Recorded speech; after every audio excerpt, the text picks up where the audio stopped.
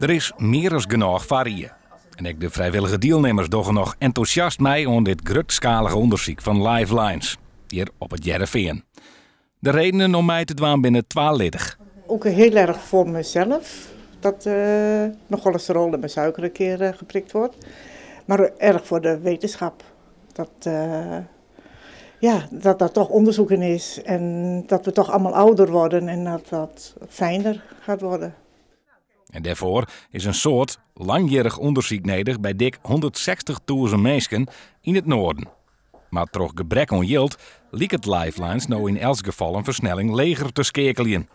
De deelnemers willen per vast dat het net ophoudt. Ik denk dat dit gewoon heel belangrijk is dat het door blijft gaan. Want er zit een bron aan informatie natuurlijk onder iedereen, onder alle mensen. En als we daar gewoon geen gebruik van maken om het in te winnen, die informatie, dan is dat zonde natuurlijk. Ja. Het verskaat aan onderzoeken is behoorlijk grut en er jaren ook uitgebreide vragenlisten bij. De eerste keer dat ik hem ingevuld heb was op papier en nu kon ik hem via de computer doen.